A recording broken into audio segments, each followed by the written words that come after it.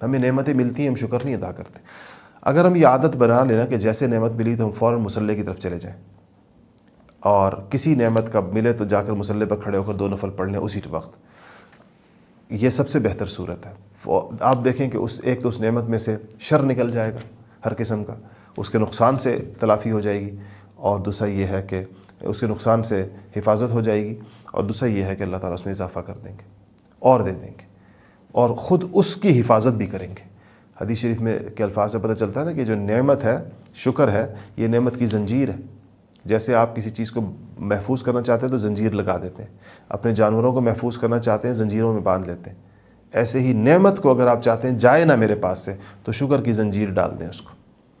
تو شکر کی زنجیر سے ایک تو نعمت رک جائے گی، زوال نہیں آئے گا نعمت پر، دوسرا یہ کہ نعمت بڑھ جائے گی، اور تیسرا یہ کہ اللہ جل شانہ اس میں سے شر کو رفع کر دیں گے۔ میں آپ کو ایک مثال دیتا ہوں۔ گاڑی کسی نے خریدی، نعمت ہے، لیکن اس گاڑی کے ساتھ بہت سے حوادث بھی جڑے ہوئے ہوتے ہیں، اور اب پچھلے دنوں یہ واقعہ پیش ہے، ہمارے جاننے والے، ان کے بیٹا یہاں البرہان میں ہمارے یہاں پڑھتا بھی رہا، نئی گاڑی خریدی انہوں نے، بڑی مہنگی، کراچی سے،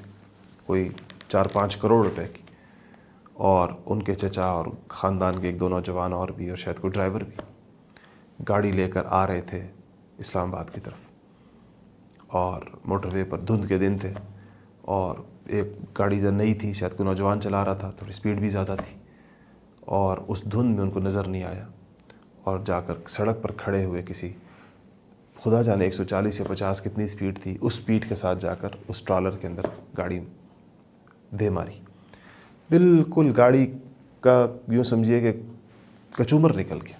4 بندے اس کے اندر موقع کے اوپر بیچارے فوت ہو گئے۔ تو اب نعمت تو تھی گاڑی، لیکن اس نعمت کے ساتھ ایک حادثہ جڑا ہوا تھا،